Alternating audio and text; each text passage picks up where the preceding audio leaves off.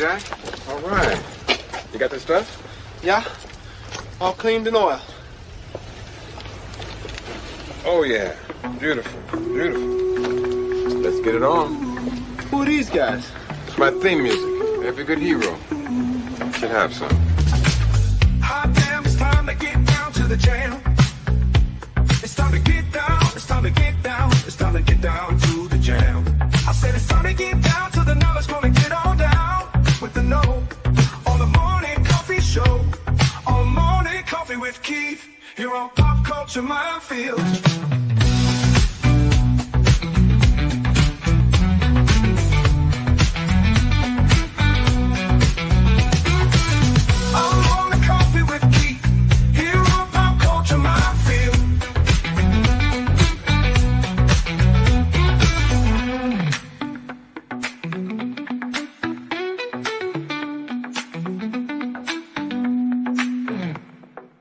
Excuse me, can I get a cup of coffee?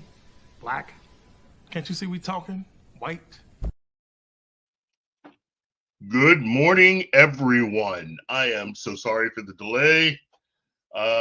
Basically, I have, look, I'm a butterfingers when it comes to messing with a lot of technology. So obviously this morning, the tech gods saw fit to give me a little bit of a problem. So hopefully everybody's good.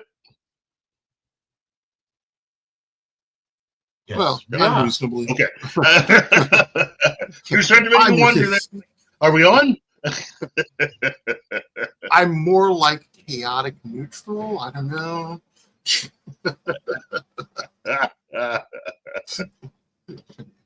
I'm some form of chaotic in there. Definitely not lawful.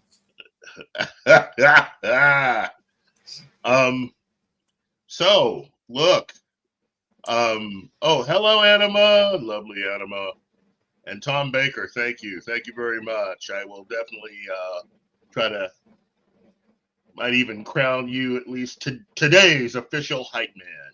Okay, for this episode, Mr. Tom Baker.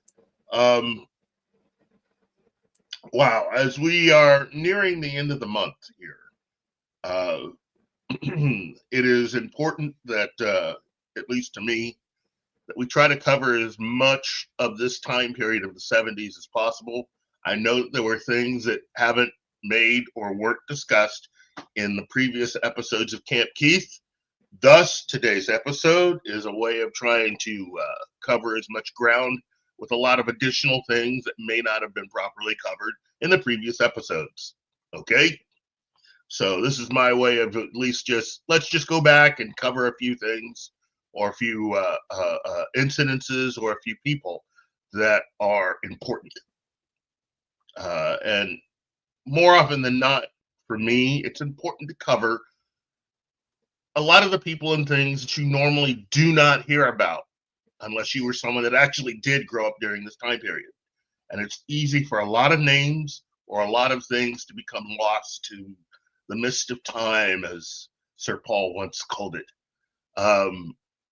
It is very easy to let things slip your mind.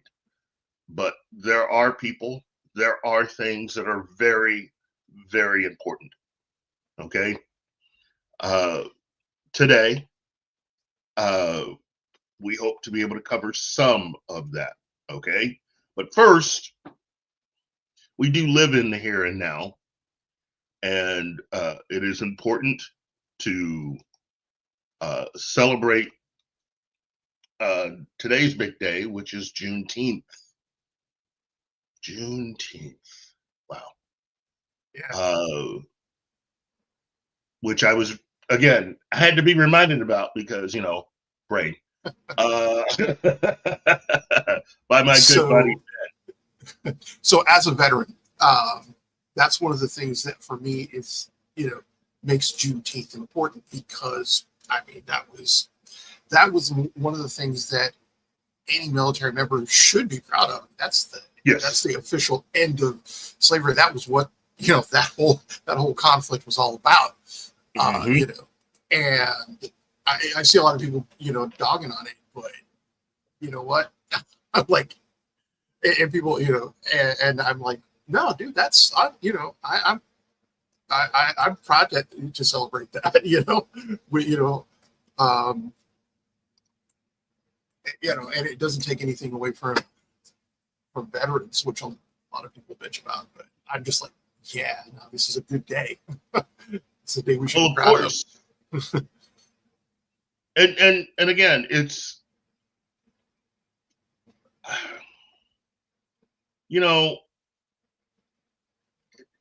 it being really the actual celebration of the very end of slavery is something that we all as Americans should celebrate, because it was the reason why we had one of the most bloody conflicts ever.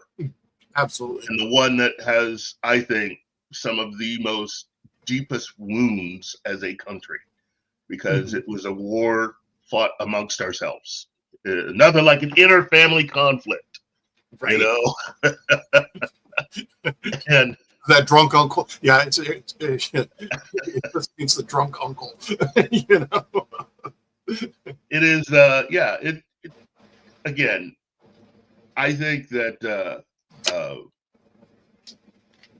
it definitely should be celebrated. Then again, I'm also the guy that thinks that we should still celebrate with real intensity and fervor. Arbor Day. But this is more important. It's more important for so many reasons, and it is. Oh man, I can't tell you, growing up, what it was like to be able to have this day to celebrate. And in my opinion, growing up, it was like having July 4th twice. Oh yeah. You could celebrate this, and then couple days later you get to set off those fireworks. I've always thought, Juneteenth is definitely one of those days that they should also allow you to buy and set off fireworks. Yeah. Yeah. I mean, how American is it to celebrate with explosives anyways? Right? Why do you think we really don't get invaded that much? I'm serious. I mean, if you're a foreign adversary thinking about coming onto American soil, you have to ask yourself, a country that loves to celebrate big important days with fireworks, right? It's not a country you really want to mess with, right? What are those explosions? They're happy. Where the alcohol flows kind of free, depending on your age. Yes, yeah, they're drunk and happy. Yes, and we have access to all kinds of explosives, even the youth. Right? Yeah. These people blow shit up for fun. Get drunk and blow shit up for fun. and they all show up to watch. Wow. It is, yeah. Again, if you're one of the people out there that really, doesn't really understand what this day means. To me, I always thought of it as just the official reconciliation of what has gone before with that conflict, and really in ending slavery, allowing us to heal as a nation. To me, it is a major national holiday, because that entire conflict was just the worst. I mean, it was the absolute worst. You don't ever want to see anything like that ever happen in this country again. And to celebrate the fact that we got past that conflict, that we are coming together and we are allowing a group of people to become a part of this incredible country, and that we can move forward and just enjoy our lives from here. That's an important thing to celebrate. So at least that's how I thought about it. absolutely. Well, and as a white dude, it was Really? yeah. Dude, mayonnaise got nothing on me. Growing up in South Texas, there was a lot of history, in the U.S. that I was not taught. So this is something that I only learned the true importance of when I went to college. My American history class was a wake-up call to to what actually is happening in the U.S. And it was one of those things that when it was taught in my American history class, really gave me a sense of pride at being a veteran. That was one of the first times I actually was going, because on the one hand, I was proud to have served, proud to, I considered that my civic duty as something that one of the things I could do, right? But in reading about Juneteenth and the celebration that happened then, that was one of the times when I really got emotional about, it's like, damn, yeah, this is part of the heritage that I inherited when I took that oath. I'm sitting here going, yeah, no, there were a lot of people involved in that, and that's part of what, I stepped into, when I raised my right hand and took my oath, because it's like, that's something that is exactly what, was that it's all about. And I'm just going, damn, yeah, that's something to definitely be proud to have been a part of, but also as any citizen, it's like, yeah, this is the day we became, like in National Treasure, it said the United States became the United States is, and that became the start of that, Mm-hmm. Well, and the part of that, as far as not understanding or not knowing, a lot of people didn't really know until the 1970s. Yeah. There was a long period where it was just, if I remember correctly, the actual bill was put forth, I think, in 1879,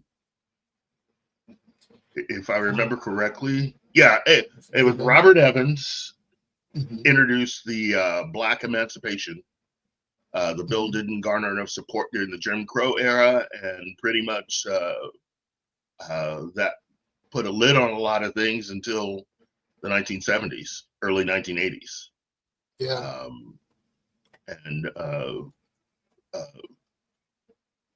Really, it was just this year being 160 years. 160 years. Whew. And having Galveston, Texas, really be the center point for all of it. Yeah. Because it was the last place that it made it to. Yeah. Yes. Union troops had freed enslaved African Americans in Galveston Bay and across Texas. Right. So, which I think is why it wasn't taught in Texas history. Whoops. Yeah. But that's fine. It's again, there are still quite a few people that are off. If you have a happy Juneteenth today, because this is a day that not only celebrates people, it celebrates our military at the same time. The Union troops who fought, but really, I just, it's just a good, solid American holiday. And again, I want to put forth, they should really consider allowing us to shoot off some fireworks today. Right? Yeah, because if there were fireworks involved, there would be a lot more people involved. Yes. Bring back the boom boom, baby. Right? Ah, beer and gunpowder. We're in. we are so good. Look, you know, in college, I always said if we were to ever get invaded, you know, you've already had a movie that stated that it would really pretty much come from the South. No, that doesn't work for me. If anything, it'll probably be the Canadians, because the closer you get to the border of the United States going south, the more likely it is you are about to meet a lot of resistance from a lot of people who have no problems with letting you know how they feel and where you can go back to with whatever you're coming across the border with. So right. Yeah, I think it has the highest gun to gun safe ratio, and that there are more guns than gun safes. Because you know you're liable to come across somebody with a gun in their truck. You know, so, and in Texas, there's still laws on the books that prohibit you from traveling more than one county away without a gun with you. They're old, they're not enforced, but they're there. Wow. I love Texas. Texas is a great state, I'll tell you. Yep. Okay, now that's one thing that we're talking about today. I think the other thing is yesterday being the 83rd birthday of Sir James Paul McCartney, MBE. I think it's safe to say that he has just become a major figure in pop culture. Definitely one of the most talented songwriters in the modern history of songwriting. And really, from what I've heard, just an absolute great guy to hang out with. He is someone whom I've always enjoyed his compositions and the energy that he's brought to performing live. His I think it was his 1990 tour is still one of the top tours that he's probably ever put on. His McCartney tour in the 90s was freaking amazing. And I know people that went to that and just thought it was the best thing they've ever gone to ever. He is just he's just a great personality, and someone who I want to wish a very happy birthday to. And in light of especially having lost Brian Wilson, whom I think is his musical twin, I always thought of the two of them together with the amount of just talent that they had and ability, and the fact that they were actually friends in real life, celebrating really the life and birthday of someone who's still here to hear and be appreciated for it is important. To the family and fans of Brian Wilson, again, I am still so sorry that he's gone. Someone who I think a lot of people really should, if you have no idea who he is, you really should understand who he was and what he meant to the music industry. Brian Wilson, and listen to a couple songs, especially with someone who is a musician, who will be able to translate for you why this is amazing. Yeah. So, but yeah, that's definitely, in my opinion, something to really celebrate and have fun with. The fact that we can celebrate Paul McCartney's birthday, so which is usually the day before Juneteenth in this country. So hey, right? No doubt. Yeah, and Brian Wilson. I mean, the Beach Boys in the '70s grew up listening to them, as well as the Beatles. was one of the few relics of the 60s that made it into my mom's life. So, Wow. yeah. But yeah, no, and my first solo, in, introduction to McCartney was Band on the Run. That's I a good remember listening album. to, yeah, I remember, that was one of the ones I had on A-Track, I think, because I know I had the Saturday Night Live soundtrack, Elton John's Eagles' Greatest Hits, Hmm. and a few others, including Band on the Run. So yeah. Good albums. It's Yeah. hard to, Mhm. since we're discussing the 70s, it's hard not to even think of the Mhm. 70s without thinking of McCartney. In fact, the Yeah. Beatles, because the Yeah. 1970s is when they officially announced they were breaking up. And Yeah. what we got out of that breakup was a lot of really solid solo material, Mhm. and is the basis for so many of those members. As to the reason why they were able to get into the Rock and Roll Hall of Fame individually, on top Mhm. of being a part of a group.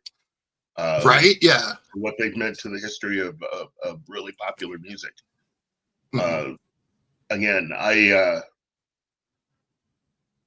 would say that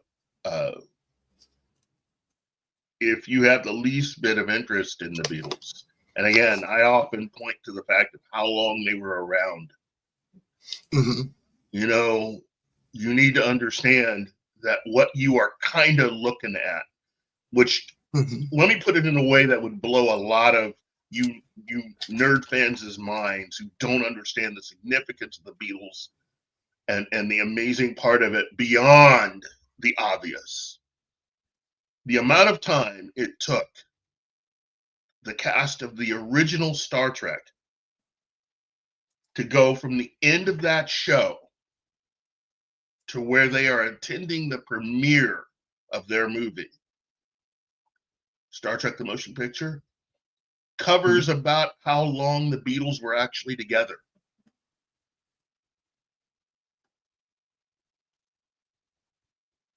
There you go.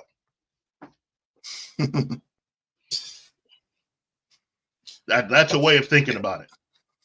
Yeah, and the thing is as you look at the Beatles' music, it evolved so much from the first, for the first albums to the later albums, which were kind of psychedelic, Kind of, yeah. I mean, but you had individuals who were going different directions in their lives, and yeah, who absolutely.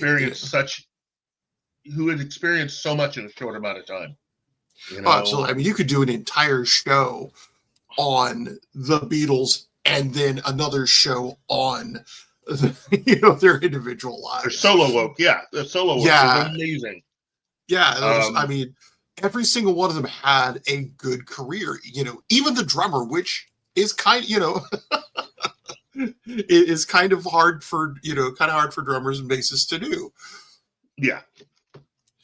So yeah, I mean, it's there's nothing that one of those members could not touch that that they just enriched. Yeah. Well, there's also another thing I want to get off the plate today. Mm-hmm. Now, in a couple of weeks, we are about to experience, as film fans, something extraordinary. We are about to launch a brand new Jurassic Park film. And then following that, a brand new Superman film. Mm-hmm. And then following that, an MCU entry. In this case, Fantastic Four. Mm-hmm. Let me say this. I know that there are some out there that like to complain a little bit, and it's reasonable. But come on and try to enjoy what we were about to get. I know that one, or for certain people, all these films may not be your cup of tea, but they are all fan-related films. And at least it seems like in the case of Superman, you're dealing with someone who is truly a fan of the character making the movie, which, in my opinion, means more than anything. It's one of the reasons why Marvel Studios and the MCU are in trouble, because they forgot the one element that made their first 3 phases what it was, which is having creatives that love and know the IP they're working with. If you take that love and knowledge away, what you get is a lot of stuff that kind of is empty or kind of has no soul, you know. It is hard for me to not think about where things could have been if they had just gone a different direction with some of the people that have been hired to work on a lot of their projects. I say that to say this. I was one of those people that did not go to see Captain America initially in theaters. I finally sat down to watch it, and let me just say, had I gone to the theater to see that, I would have been pissed off. That movie was not good. It was an all right. No, I mean Captain America: Brave New World. That movie was not good. That movie was not good at all. It wasn't the worst movie that they've ever put out, but that movie was not good. There are a lot of questions with that film, and you got a lot of people dealing with a lot of cope in trying to answer some of these questions, because they may have had a good time, they may have truly enjoyed it. But if you're having to explain a lot to get people to like it, you've already failed, because you didn't have to do that with the films that came out in the first 3 phases. And again, I've said it before in this show, and I'll say it again. I truly believe that Anthony Mackie got screwed. This is true. I don't think they did Sam Wilson very good. Yeah, I don't think they did Sam Wilson very well. The character and the actor got screwed because they never really built the character up to eventually be a solo act. In fact, I'm going to go ahead and say it right now. It's my show. I can say whatever I want. That's not a Captain America film. What they made was a Falcon movie. And there's nothing wrong with that. That movie is a Falcon movie. What they should have done, what they should have done with that movie is, if you're having to bring in villains for other characters, you know you're not truly giving us the best of what you could with a particular character. That would be if you had a Booster Gold movie and he spends his time fighting Lex Luthor. Then he turns around and fights the Joker.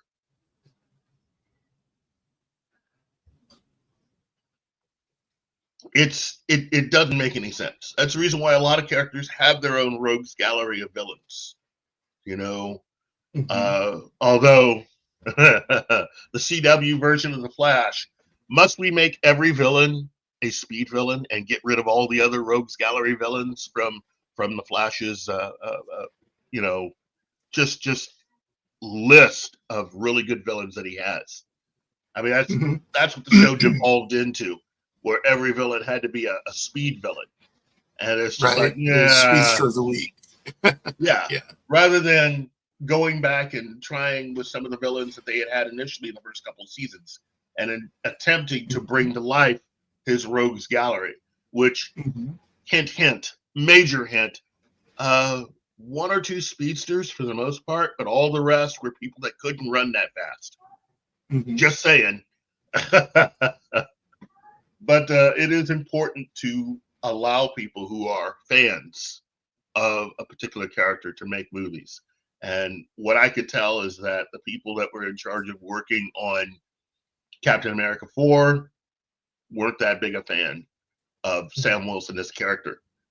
Right. They spend more time with other characters and using other characters to help carry the story rather than being a fan of Sam and carrying the story. In fact, I got mad at the idea of making a Black Widow movie, but going back in time before Nat's fate in Infinity War and making a whole movie. Personally, I believe that's what they should have done with this one. They should have gone back in time to that period of time when Sam, along with certain other people, including Black Widow and Cap, were on the run, and after half the Earth's population had blinked away, and they should have found a way of telling an individual Falcon adventure story, because they never really built up Sam Wilson to be an individual kick butt character. That's part of the reason why people didn't respond or don't respond to the character that way. Everything they did with the character was all about telling a quip or a joke. You barely got a chance to see his fighting skills, and every time you did, they turned it into a joke. Look at the fight between Falcon and Spider-Man in Civil War, or even having him cameo in other people's movies and it be a joke, right? Like in Ant, yeah. So the technology and what he had in Cap 4, I just kept saying, well, he doesn't have any powers. He never took the serum. He could have done everything he did in that movie. He could have done without the shield. He did not need the shield. No, the shield's more of a symbol, more than anything else in that film. It is not necessary for what he needed to do in that film. So it's a Falcon movie. Yeah, and it's hard to separate Steve Rogers from Captain America and put someone else in that role, because I think they did a better job in the in Falcon and Winter Soldier, not of him using the shield. He used it because he used it in conjunction with the wings. Well, he did that in this movie. But there was nothing that he did in this film he could not have done without the shield. Right. Because they showed that he had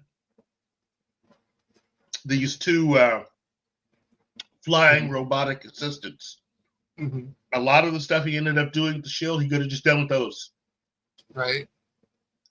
And again, you're handicapping, really killing a character because you never planned. There was no real plan originally to have Sam become Captain America. That's what I'm getting at. They didn't plan on doing that. That was something that they came up with when it came time for how they were going to end everything in Endgame. Yeah. Because Marvel was always good. Marvel Studios, I should say, was always very good at planning things out and moving characters a certain way. You could tell from the way that they used Sam in all the films leading up to Infinity War that they were not planning on doing that.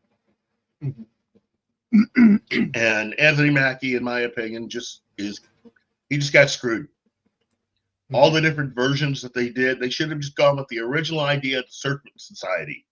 And as I said previously, what they should have done was, instead of having Bucky have a cameo, they should have gone the opposite way and had all the different people whose lives were directly affected physically by Steve Rogers be in the movie with him to help take out the Serpent Society. You could have also made a case for having that same team for when they changed the script and decided, to add in the Red Hulk for whatever reason I still can't figure out. And make him the big bad of the film. You could have had all those characters assist him. And U.S. Agent, Red Guardian, the Winter Soldier, having those guys team up with Sam would have made a much better movie, because everybody's broken when you think about it. All of those characters are broken. Well, what does Sam do well? He counsels people. You could have used it as an opportunity. Yeah. You could have had all these characters together. They could have all gone through some shared healing, because they all are, in fact, inspired in some way or have been touched by the life of Steve Rogers. And you could have made this really good bonding movie that really could have easily have become one of the biggest kick-A movies out there, kind of a mini Avengers event film, and still spent the same amount of money they ended up spending total on filming 2 movies just so they could put one out and not make as much money. Because that's really what happened with Cap 4. They ended up doing what Kathleen made the mistake of doing with Solo, but just filming 2 movies. You know, and those things are not cheap. Once you do something like that, you're behind the 8 ball in a way that is next to impossible to get out of.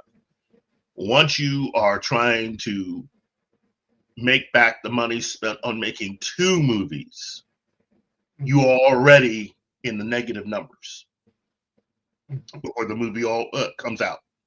So I think they just messed up. But that's my personal opinion. I'm sure other people have others, but Captain America 4 should have been a celebration of what it means to be Captain America, with all of the people whose lives were directly affected by either Captain America, or at least knowing Steve Rogers. Oh, and let me also put Isaiah Bradley in there too. He should have definitely been a part of that movie. Having Sam and Isaiah with John Walker and Bucky Barnes, who did take a turn as Cap. You know, in the comics, they won't let him do it in the MCU, because you know they'd have to.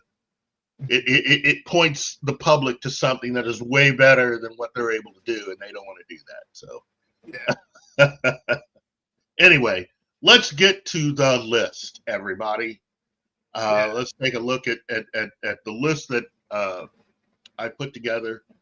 Our top 10 list, starting out at number 10, because you know, Casey Kasem. At number 10. If you're definitely a geek or a nerd who grew up in the 1970s, number 10 is definitely something that was part of the foundation of who you were. Okay? Now, the 70s weren't the first time you had this. This has actually been going on for decades before. But in the 1970s, syndicated entertainment, aka just syndication, became something that many fans benefited from, in being able to watch as much material as they could. It was a way for studios, production companies, and really various producers and certain actors to make a little money off of a project that they had already done. Syndication and its father, to me, the father of syndication really was Desi Arnaz. I know a lot of people like to mention his wife, Lucy, and they give her credit for even landing on the moon. But let me tell you something. Lucy was talented. She was a genius, but she knew nothing about technology. Part of what made Desi and Lucy so effective is that each one had what they were good at and knew how to utilize those skills. Okay?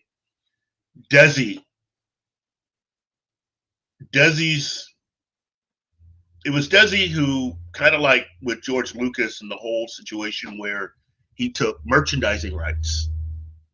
Desi was smart enough to be able to negotiate owning their material that they made and filming it. rather than doing what everyone else was doing, which is when you would create a show, you would go through and perform it twice in front of a live audience to cover the time zones. So East Coast, Central, Mountain, then West Coast. And that's kind of the way that they would do Saturday Night Live for a lot of years. You would perform it twice. And this way, Desi and Lucy could record their show, film it really, and then not have to, first of all, not have to spend long amounts of times filming something. You could film it once, it be as good as what it was before. You could show everybody and then come back and make money off of it. And since they owned their episodes, their output, the Arnazes could then just make as much money as possible in syndication. And that became one of the things.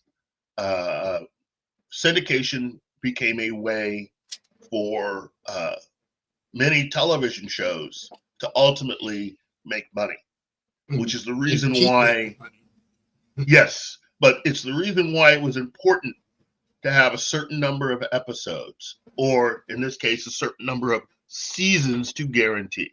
That's the reason why, even to this day, having 3 seasons of any TV show is considered what you want. Because that then gives you the minimum number of episodes to go into syndication and be able to make money. Now, nowadays, unfortunately, they just don't make as many episodes. Right. This is one of the 3 short things. Seasons. That's right. Well, I mean, but also streaming. This is what has come back to bite the people behind new Star Trek in the butt. Here's a little something that a lot of you may not know, and especially if you're a fan of new Star Trek, you know, you need to understand this, because this is going to be kind of painful. But I think you're adult enough, you're old enough to understand this. The total number of episodes for all of Kurtzman Trek, meaning all the different TV shows that he's come up with, Discovery, Lower Decks, Prodigy, even Strange New Worlds, the total number of episodes since all of this was started in 2017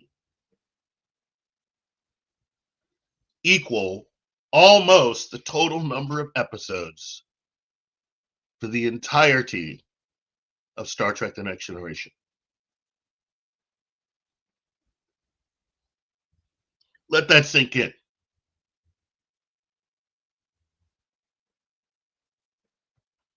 That means that individual shows that they have don't have enough episodes, considering how long they were on the air, to be by themselves for the most part.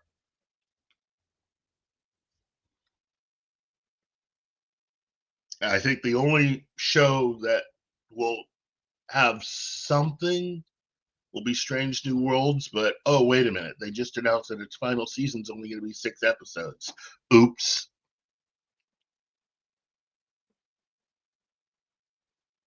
Personally, I think the sooner they can get rid of this stuff, the better. I love the actors. Yeah. Sets are incredible. They spend a lot of money on visual effects. I think ultimately it's $8 million an episode. Mm-hmm. And bear in mind, just for perspective here, Trek Next Gen had 178 total episodes over 7 seasons. Its shortest season was 22 episodes, and that was season 2 in '88. And so you're looking at, at some serious work that was put into Next Gen. And over seven seasons, and That's by comparison, the total each season. What? How many episodes did the first season of Stranger Worlds have? Like less than 20. Yeah. 13, I think. And same with Deep Space Nine, 176 episodes over 7 seasons. Its shortest season was season 1 with 20. After that, 26 episodes per season, like freaking clockwork. Voyager was 172.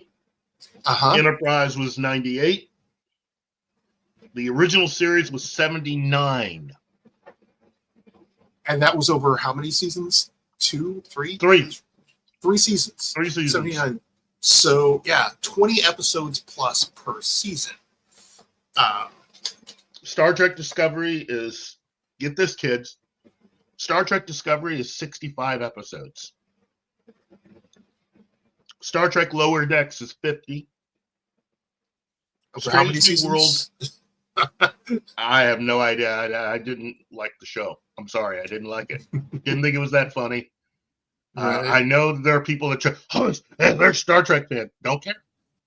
Don't care. Right. Didn't think it was that funny. Sorry.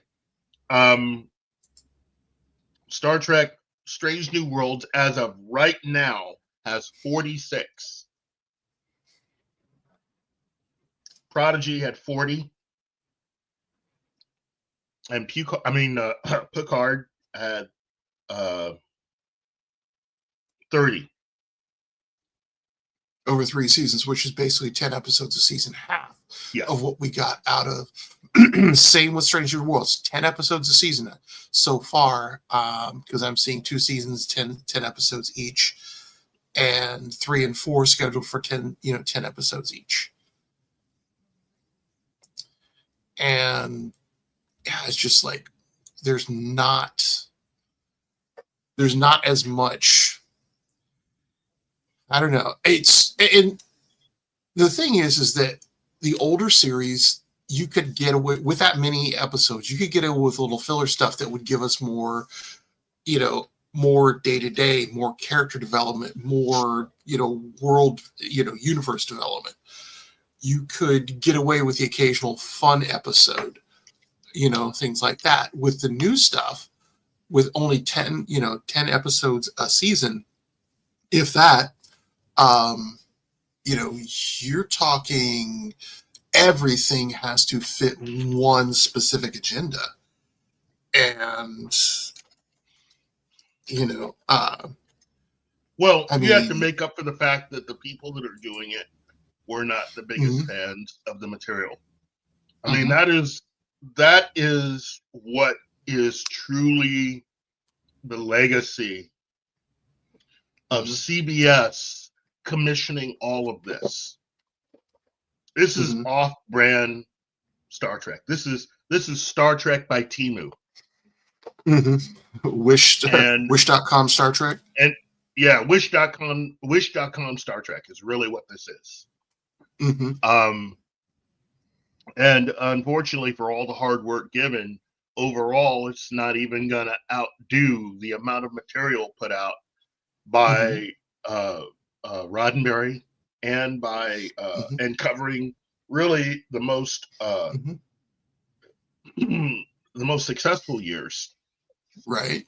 which were under Rick Berman, who basically showed all these guys up because he was able to make Star Trek with and then without Roddenberry and kept it going for a long, long time, both in terms of television and film. Well, He wrote the book on it. Yeah, yeah, definitely. And getting that number 10 basically is syndication. Even Babylon 5, which was a one-off, a 5-season and done, although they tried 22 episodes a season, every season, and you could do, fun little things with that. It gives the writers more room to overall just play. Sorry, I'm also watching what looks like a wasp fly around in my office, and I'm just going, ah. Well, let me also say this, and Mhm. this is the part that really, as a Star Trek fan, ticks me Mhm. off to no end. Now, those of you out there who are fans of Strange New Worlds, your guy, his name is Akiva Goldsman, okay? And he is the king of really explaining away a lot of the differences. He likes to talk about the fact that Strange New Worlds really is the show that is the successor to Star Trek. Mhm. In his mind, when they make changes to, since it's a prequel to the original series, when they make changes to establish stories, what they are doing counters and replaces everything that Roddenberry in the original show did.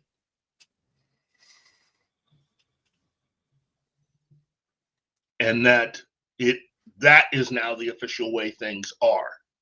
Meaning that their bigger version of the Enterprise, having captain's quarters that is basically the size of a nice size apartment in New York City. That is all the official version of what it is. Mhm. The earlier version doesn't count anymore. Changing when the eugenics wars happen, changing a lot of historical dates, that's what they're for.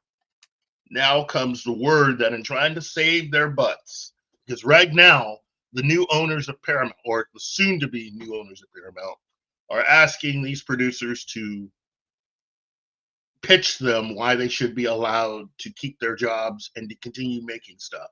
And one of the things that came up was the fact that they are going to try to use these standing sets for Strange New Worlds to remake the original series. Mhm.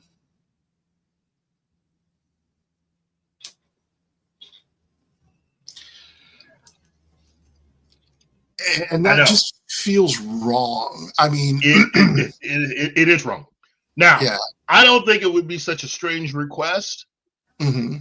I would, if I were running Skydance, I would say, look, that's great. It's a great idea you have there. So when are you making the announcement that all of this that you've been creating is a different Universe.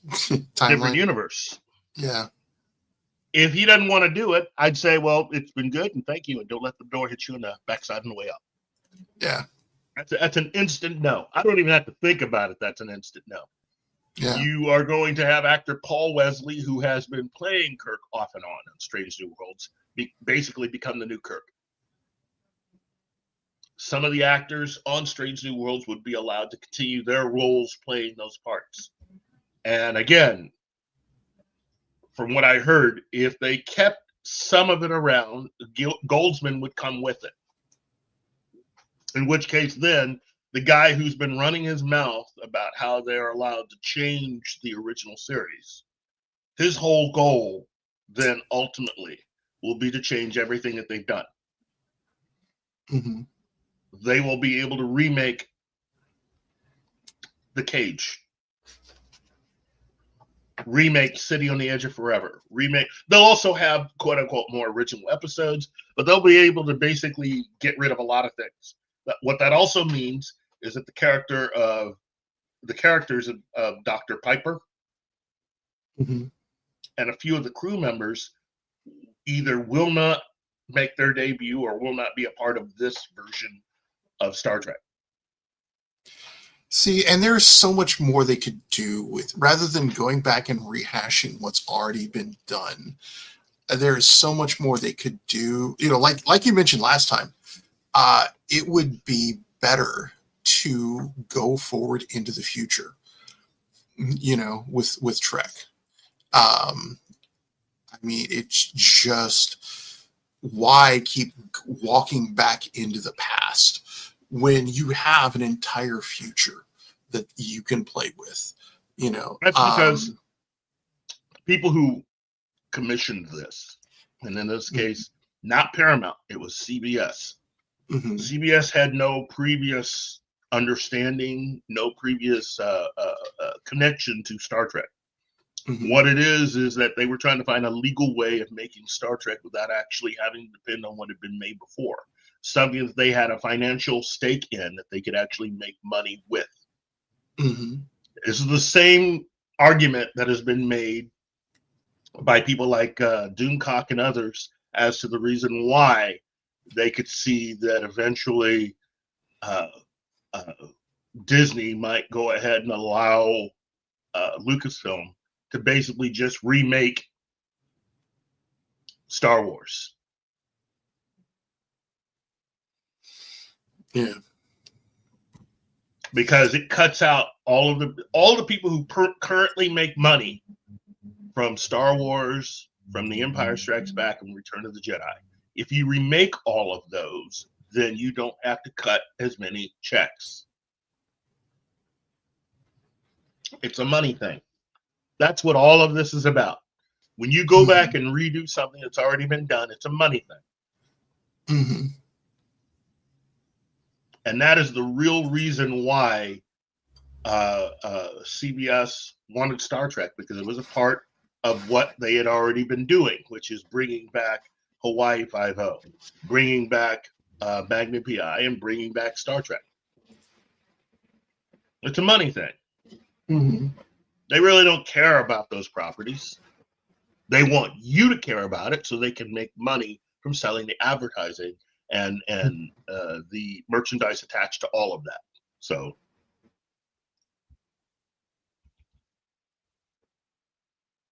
which is sad, because now you're wasting everybody's time. Yeah. And you've created a divide within a fan base that was one of the strongest out there. And rather than try to bring it together and get it back to the way it used to be, so they could be all strong to support what you present, you decide to keep everything separate, keep people divided, and hope that the people who will come later on will outnumber the people who you will be losing, and will embrace what you're giving them because they won't know any different. Thus making it easy within the bounds of a corporation to do certain things to help their version become the dominant version. Thus putting things forward like,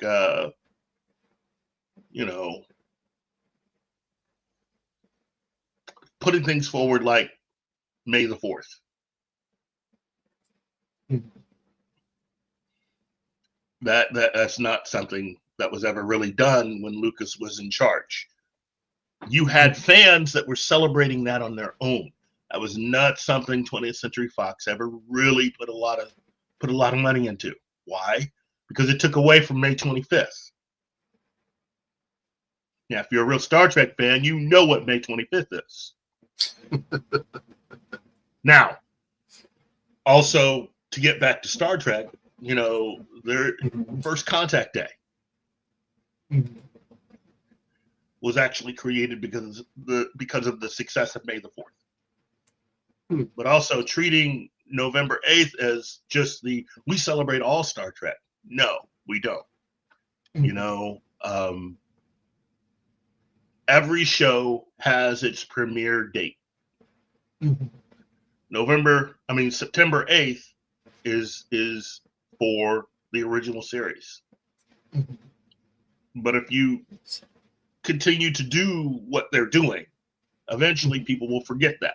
And it'll be easier to rewrite everything and to have a whole new generation of quote unquote fans celebrating for a different reason. Trust me. What? When Skydance is going to come in, they're going to rewrite everything back to the way it was and properly celebrate stuff. Now, that does not mean that Kurtzman Trek will be forgotten. It will have its own place within Star Trek. But because it doesn't have enough episodes, it'll become more or less its own mini universe. Right. And that's where it should stay. It'll be a mini universe. Well, and going back to the whole May the 4th thing, that's a fan thing and should have stayed a fan thing, because fans in and of themselves are what keep Trek, Babylon 5, Firefly, out there and active and moving. It's the fans, and that doesn't need to be taken over, because once you do that, you start losing the fans. Yep. But so what's number 9? Who's next? Who's next on this, or what's next? Well, that's a person. Okay. And it's a very important person for more than one reason. So in the 1970s, Marvel and DC had been around for a while. And as I've stated before, one of the most significant events of that time period, well, really there were 3, as far as DC was concerned, was the purchase of DC by Warner Brothers, the production of Superman the movie from director Richard Donner, and really the hiring of Jeanette Kahn. Now that's kind of when DC became DC. Well, it's when DC became what it is for many others. Mm-hmm. I like Jeanette Kahn. Don't get me wrong. But I also remember what DC was before, and I think it really is 2 different places. Basically, Jeanette Kahn was the woman who was hired to take over DC as a publisher. So being the first woman to ever take over a major comic book publisher.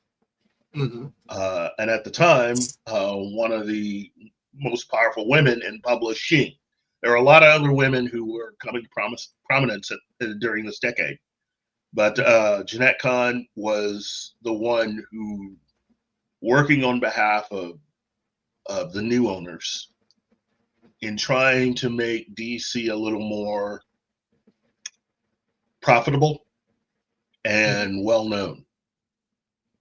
She did a fantastic job. Okay? She did a fantastic job in helping to raise DC Comics' profile. A lot of what she did was about helping really this company become a little more mainstream. And given what happened in the rest of that decade, she did it.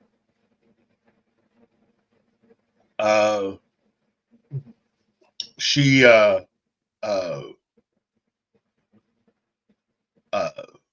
was 28 years old when she got the job, which is kind of young, Right. Yeah. And she was worried that she wouldn't be accepted by a lot of the fans. But I mean, to me, again, when you look at what DC was able to accomplish for the rest of that decade and what happened thereafter, there were things that had been going on for years. You had Marvel people cross over into DC, and even DC people cross over into Marvel to go to work for each other's companies. But something about when she took over, DC was able to take advantage of and make more out of their potential moves, with a lot of bringing in a lot of talent from outside of DC to do certain things. When you look at something like, say, again, the aforementioned, what they were able to do in concert with Richard Donner's movie, that became a thing. Marvel has had a lot of opportunities to tie in and work with movies that have been made. But what DC Comics did during that period, and ultimately even what they did in concert with helping to promote Tim Burton's Batman, that's the way a comic book company should be. Full and total support. Right. You know, no strings attached. It should be full on. There shouldn't be any kind of oddness there. And there's a lot of oddness going on with other films, especially when it came to with Marvel over time, before they could get their act together. Right. But again, I come from a time just before Jeanette Kahn took over, and I remember what comics were like. I didn't have any problem with it, but I do realize and admit that when she took over, it helped to really raise the bar a little bit in the general public's mind and consciousness of what DC Comics is. I think when you look at things like the publishing of The Dark Knight Returns, or Watchmen, or getting into things like the death of Superman. Oh man, that's still one of the biggest things out there. And I think if not for the death of Superman, I don't think you would have had a lot of the stuff that Marvel would eventually attempt, especially the reintroduction and reorganization of X-Men. Right. Renumbering the entire X-Men and going with X-Men #1. So, And one. Yeah, go ahead. So one thing Khan did later on, it was in the 80s, but as to, one of the things that she did, which to me as a writer is extremely powerful and important. Most of DC's work, if not all, up to a certain point, was work for hire. Yes. So what you did, everything you did, you gave those rights over to DC, and you were paid flat sum. That was it. That's all you saw of your work. I think it was around in 80 or 81. She basically gave them access to, gave the creators access to the royalties for their stuff.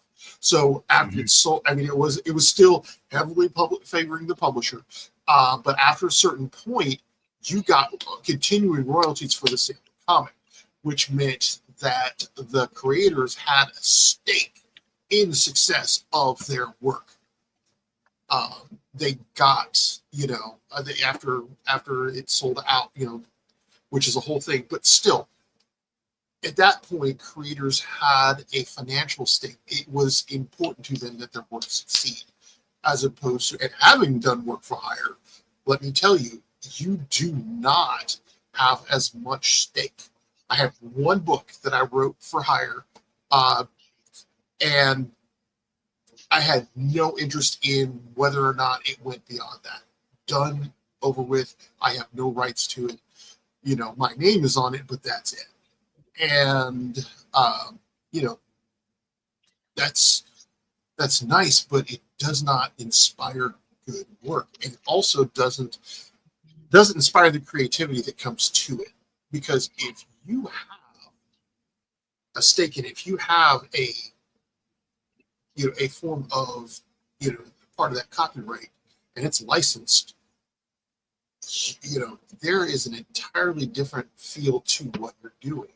That's one of the things I think Khan, revolutionized with DC, is giving that licensing as opposed to work for hire. So as a creative person, I'm going, yay, Well, and also the merchandising, more so than any other period. There's always been merchandising, okay? But what DC Comics did was raise the quality of the merchandising they were able to offer, because they were part of now this major monolithic uh, uh, uh, entertainment behemoth called Warner Brothers. Right. And Warner Brothers, being a part of Warner Brothers, meant that everything improved. Trust me, the now they had access to things that they never had access to before, including an incredibly well-versed, well-funded legal department that made it easier to go after anybody that impeded on what they owned. But also it allowed them the opportunity to improve the quality of a lot of the merchandising and things that they would present. T-shirts improved. The quality of toys improved.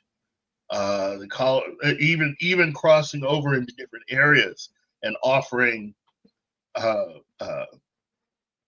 collaborations with certain brands that wanted to use likenesses and or IPs of certain characters for whatever they were offering. You had that truly become a money-making thing and an option for DC Comics in the 1970s. Of course, unlike Marvel would accomplish in the 21st century, the film and television divisions didn't look so kindly on DC. The thing that would have helped DC take off into the stratosphere, they never really considered doing, which is allowing DC to create its own film and television division. Why would you need that if you're a part of Warner Brothers? That was always the thought. Warner Brothers film and TV for a living. Why would you need to go off and make your own? We can do it. Now, the downside is that the people who worked in those divisions then never listened at all to the comic book people. They had no incentive to. Their whole thing was, this is owned by Warner Brothers. I'm a part of Warner Brothers. I run film. That means I can basically, for the film people, it gave them a place to be able to mine a lot of really good IP.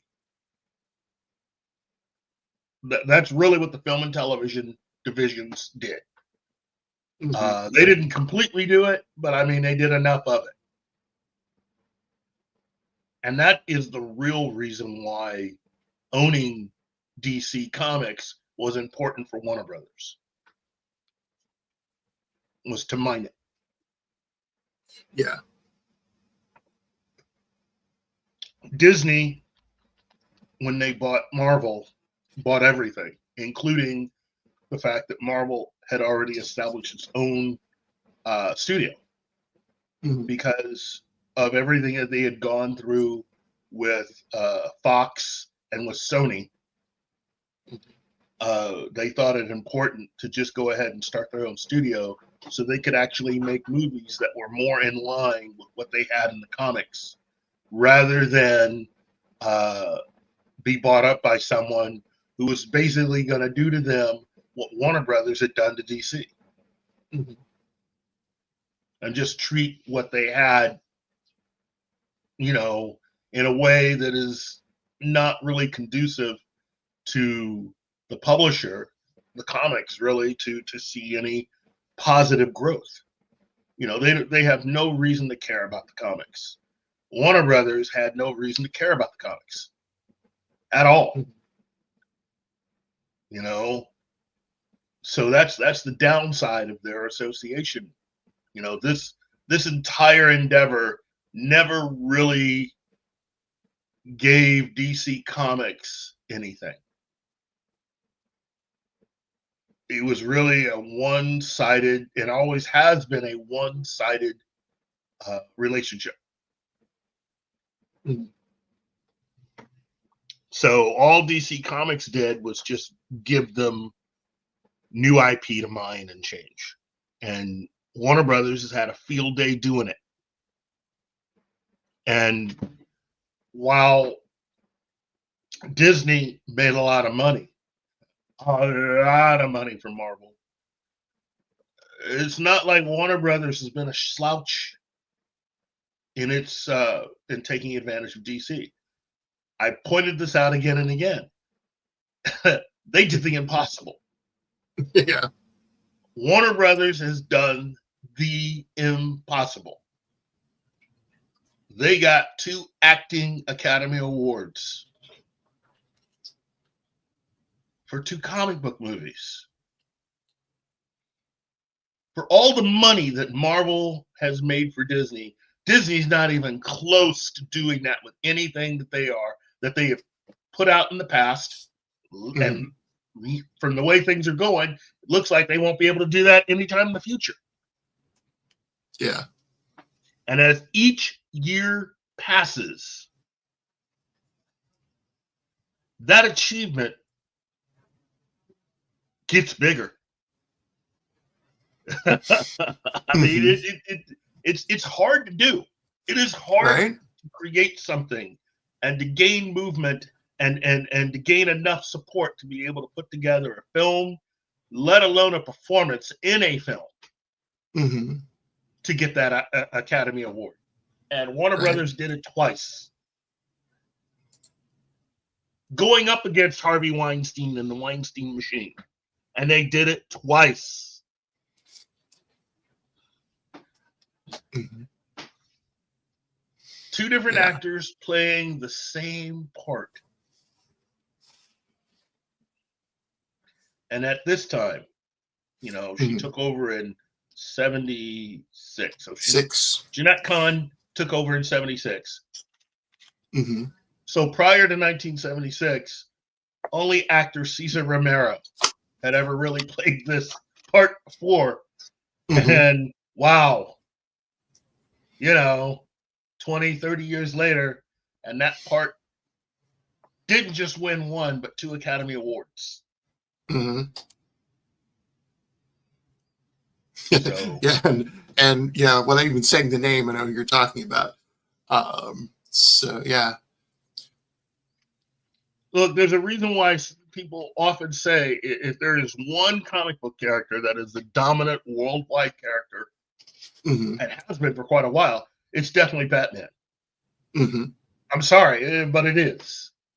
Oh, yeah. And I know Marvel fans will try to argue, well, it's actually, no, it's Batman.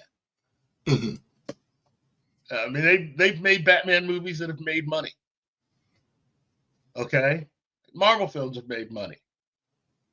But they also had 2 Batman-related films come out and win some acting awards. And so far, Marvel, goose egg. Right.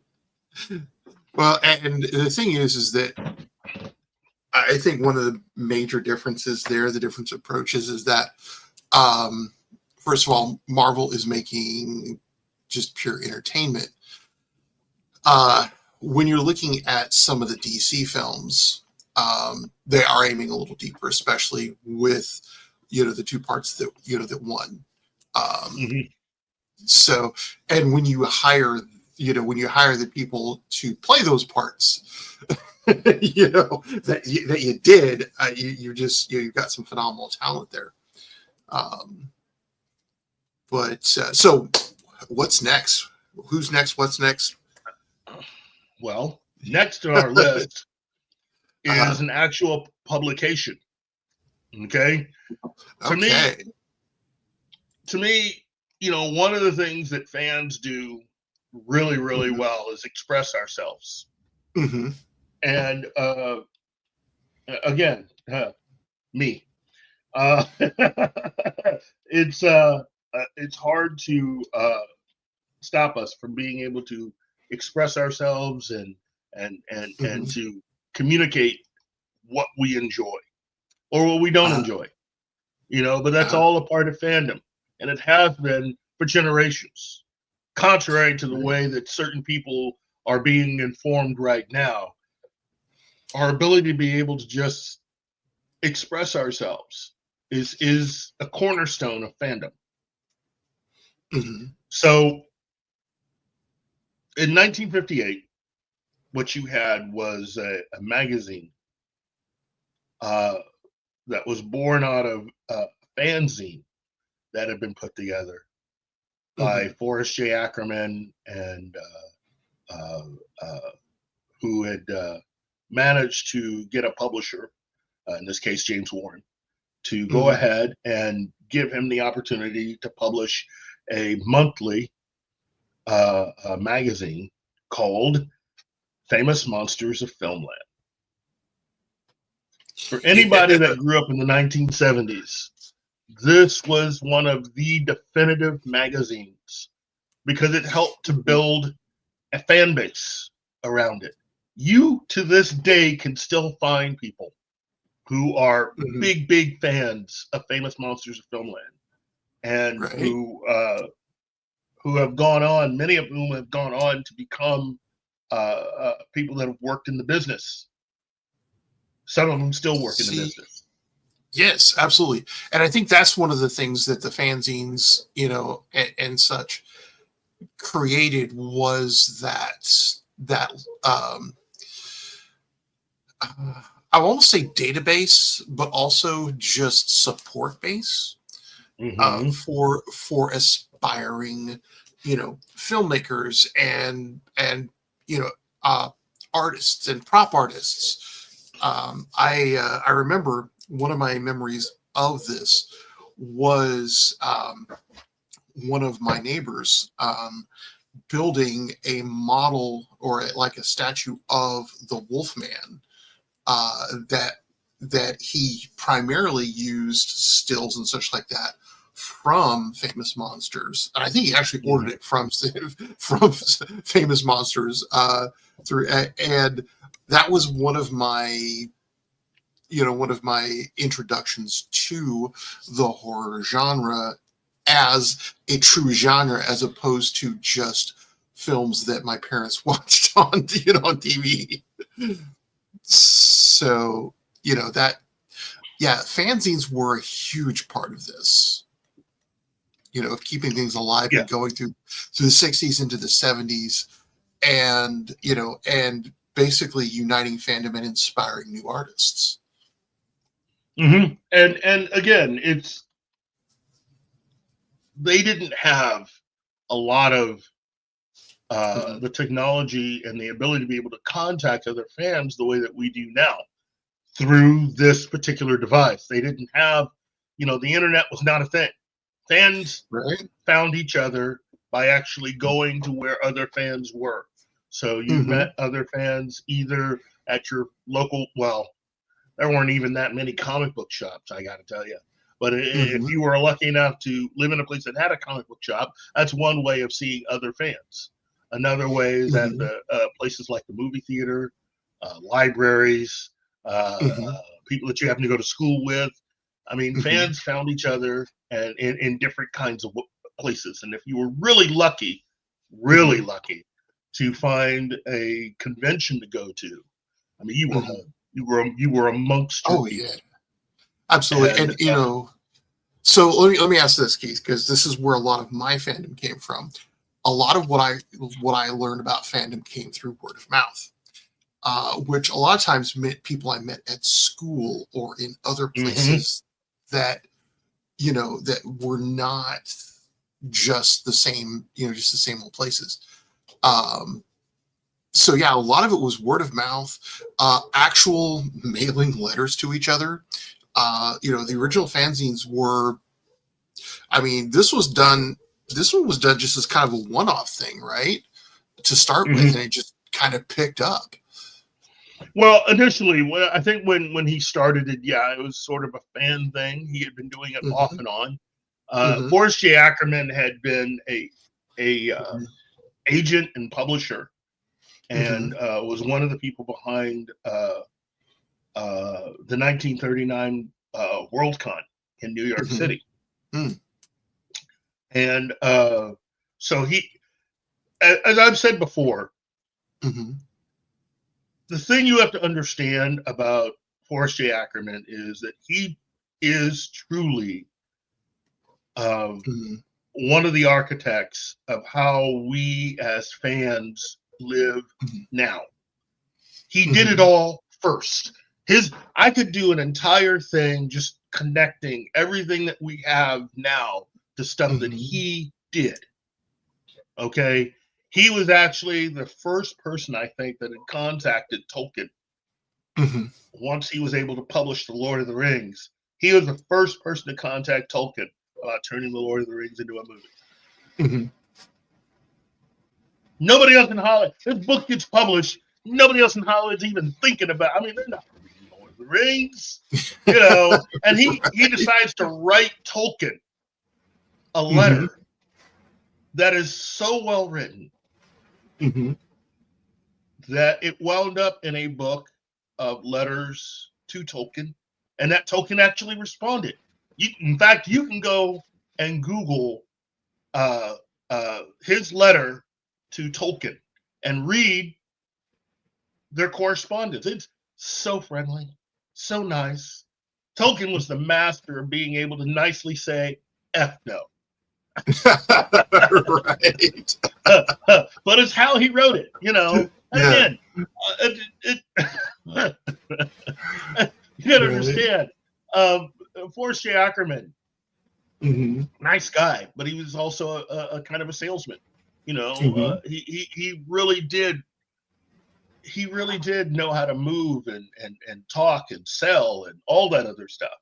But his home really was the template for how a lot of us geeks, especially males, live. You got to remember, at the time when he did this, no other adult male in their right mind would ever do it. He did it first, which is taking his collections and actually being allowed to display them in his home openly, not shoving it into the garage so the wife will, you know, not throw it away. I mean, he did it openly. His home became a museum. He was the one that figured out what people in Hollywood knew, which is when a lot of them would make these films or television shows, for the most part, a lot of the stuff that they built for those movies got thrown away. So he figured out how to get his hands on stuff. So he had the time machine from the movie The Time Machine. He had one of Bela Lugosi's complete Dracula uniforms. I saw a picture of him at the first Worldcon too. He co-created cosplay. That was what he used. Yes. So it's the guy that has done, the guy who was in charge of basically finding new talent to give them an opportunity to become writers of science fiction. This guy who had co-created cosplay and done all this other, this guy wanted to start a magazine. Right. And he did. And to also further kind of indicate or look at the influence of Forrest J. Ackerman. Back in 1932, Siegel and Schuster, who created our favorite Kryptonian, first did a story called Reign of the Superman. And Reign of the, is it Superman or Superman? Either way, Reign of the Superman, which is completely different than Clark Kent's story. But the reporter at the end of it is named Forrest J. Ackerman. He was the, which is, a Tuckerization, of a character. So, it kind of is an in-joke. But yeah, it's Forrest J. Ackerman's influence in early fandom cannot be overstated. No, it can't. He's but yeah, to Famous Monsters. I mean, that was one of the first, and it wasn't the only one that he did. No, because he did a lot of spin-offs, including Vampirella. You know. It again, you said it correctly. It cannot be overstated the influence of both Forrest J. Ackerman and of Famous Monsters of Filmland. Yeah. Because of what it offered. But but the most important thing was it offered in its pages community. It allowed people who were separated by great distances to find their people. And for many of them, even it was just through the letters page that you would write in and ask questions. You could find through perusing that other people like you who were out there, who were dreaming the same dreams, hoping in many cases the same hope. And some of them were lucky enough to be able to take that into their adulthood and be able to basically find work and make a living doing that same exact thing. And Forrest J. Ackerman definitely, and Famous Monsters of Filmland both, they need to be recognized for that. And growing up in the 70s, that magazine was everywhere. It was everywhere. And again, as I said before, we didn't have the internet. We didn't have a lot of the, conventions were still kind of new for this kind of thing. So this was it, because your fandom lived in the letters pages. That's how you knew you were not alone, in loving the things that you did. And because even in Central and West Texas, out in, because most of my comics came when I was either stopping at I can't remember if it was a Maverick Market or a 7-Eleven between school and home. Or when I was in San Angelo over the summers, my grandparents would give me, a certain amount of money that I would weekly spend on comic books at this little store, this little store rack, because that was where my fandom lived, out in, rural Texas. So yeah, it's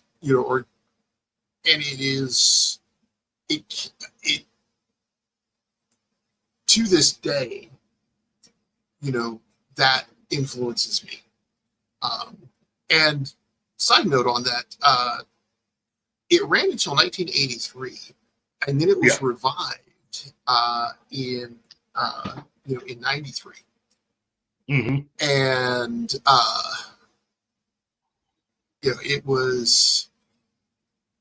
it's still going. It is. Although a lot of what Forrest J. Ackerman had put into that magazine, though, was killed off during that period when it was not out there. There were people that conspired to get rid of him, to push him out, and deciding to take over and publish it on their own, and couldn't do it correctly because they weren't him. And they weren't truly fans, in my opinion. You again, there are just certain things that become obvious. You can't just. There are certain things that, while they may technically be something that can be achieved, it's that extra added element that someone who truly lives for, breathes, and is a true fan of. And this is the part that the people who currently run Star Trek and Star Wars and Doctor Who need to understand. Technically, you can replace anybody, but you might not get back the same quality and the same love. If you have to change how the public feels about something, to love, to really even care about or acknowledge something that you've taken over that has existed before you, then you don't actually love that thing. You love the power and the opportunity it gives you. And that is what has happened. Alex Kurtzman and Akiva Goldsman do not love Star Trek. They love the access that it gives them. That was a paycheck. Kathleen Kennedy doesn't love Star Trek.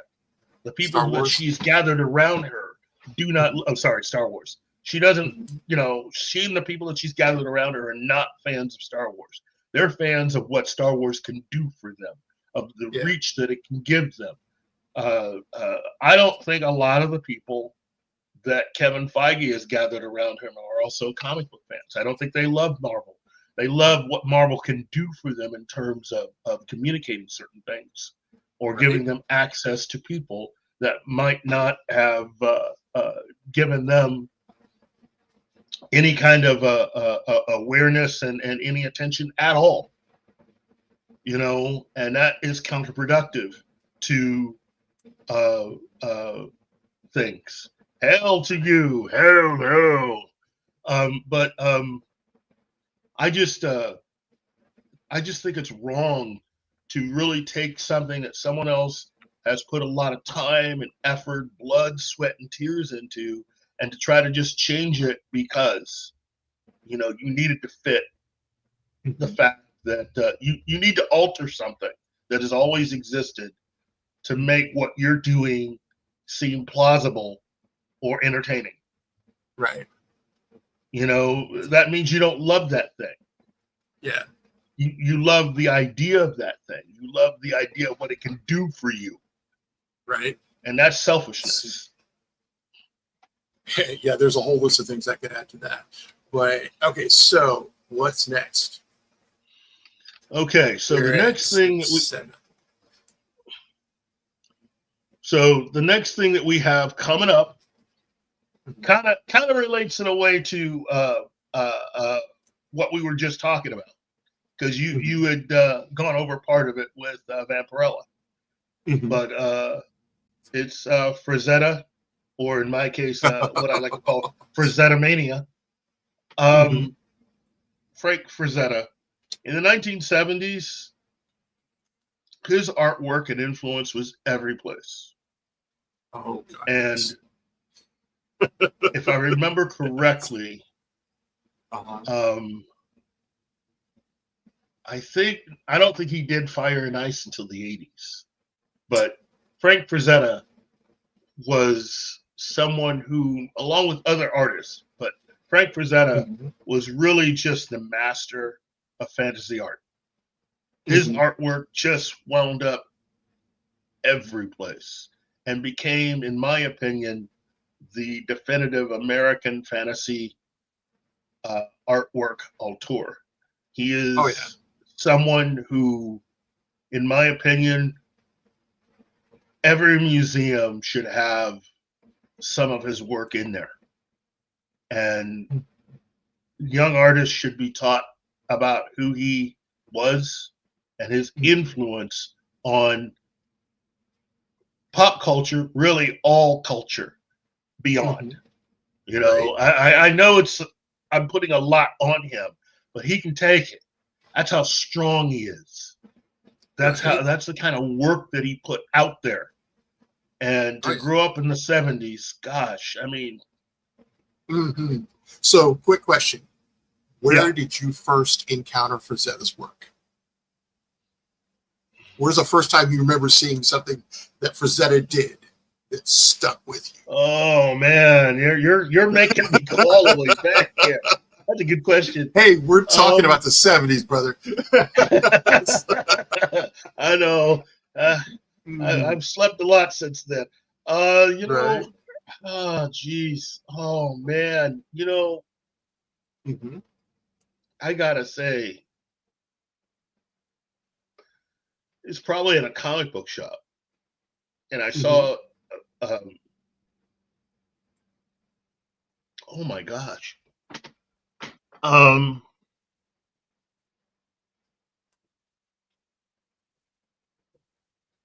geez. I don't remember if it was either a calendar or it was the cover.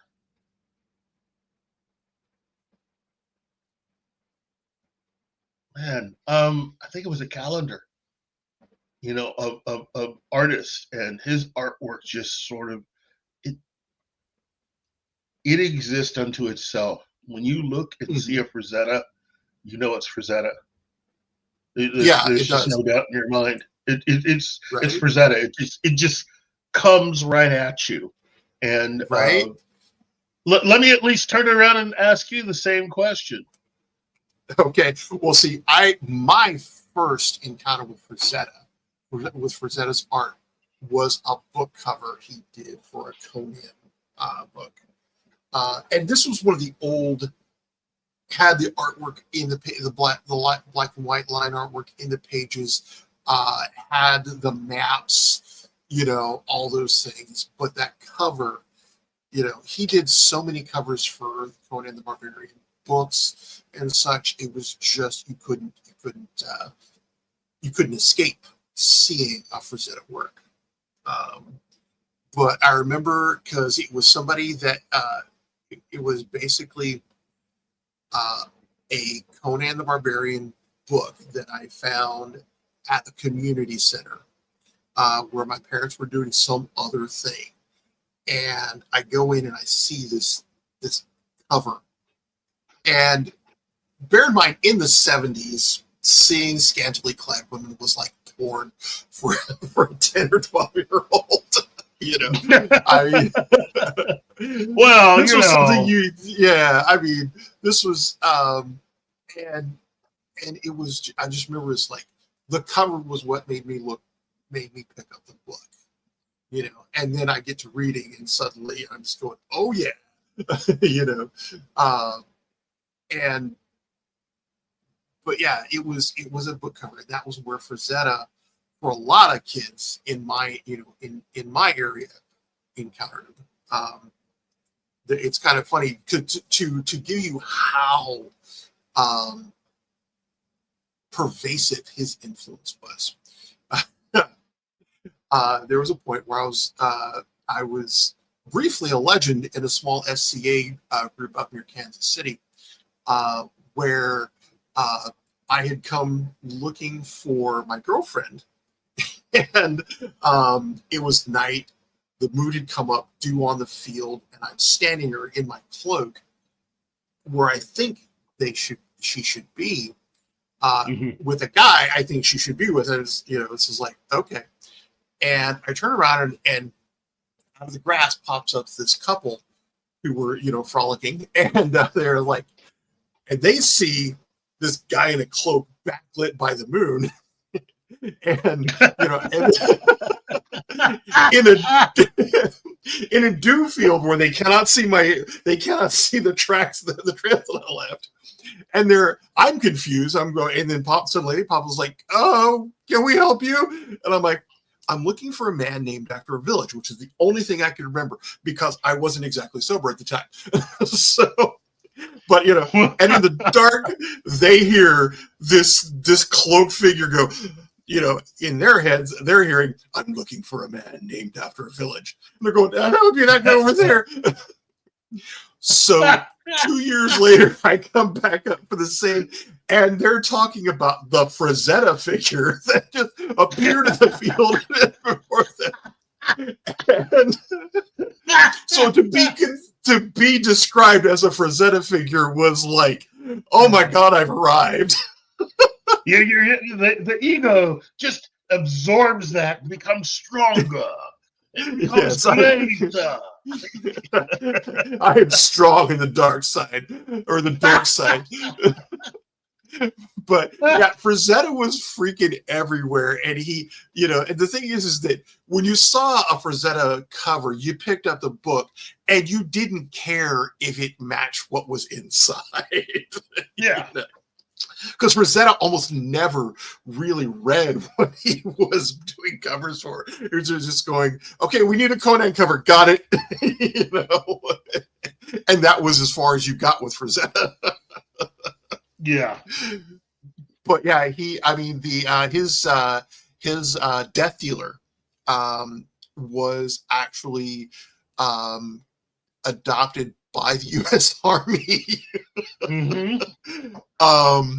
In the Army Third Corps, as their mascot, which is Just, when the government goes, yeah, we think we need to look like that.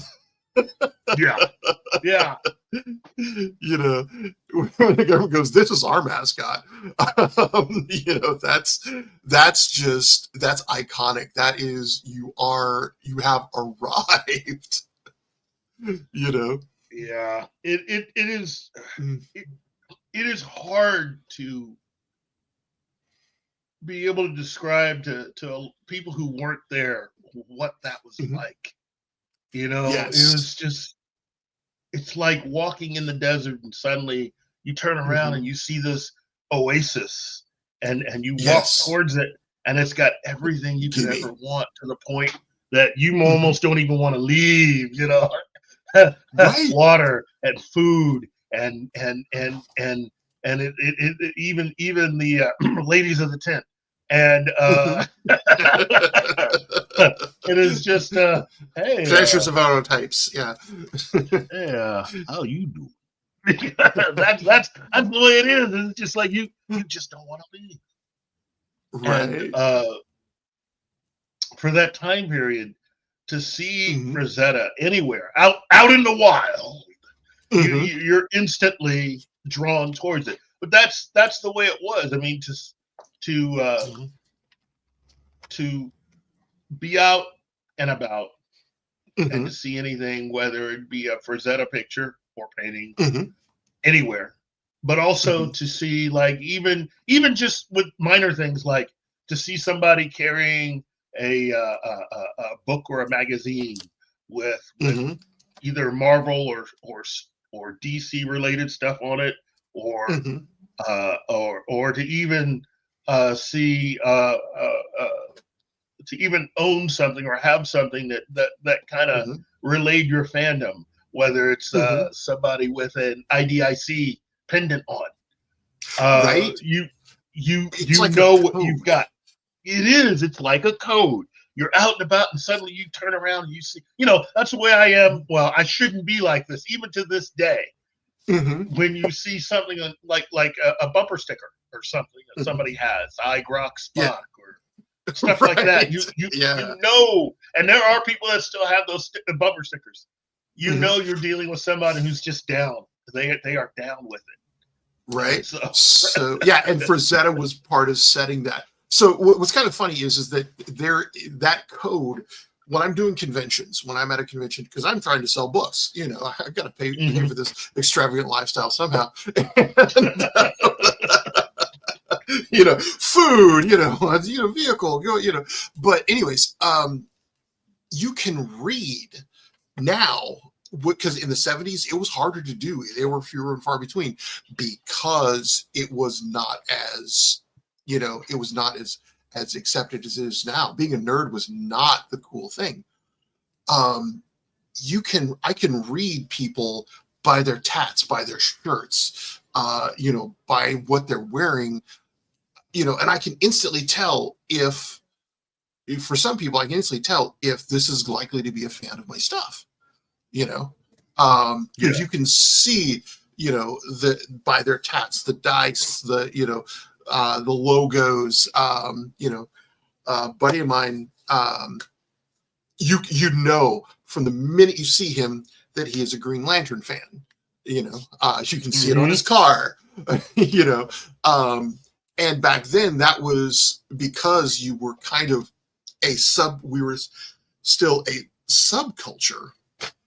It was harder to find, but if you knew the code, you could see your fellow Trekker,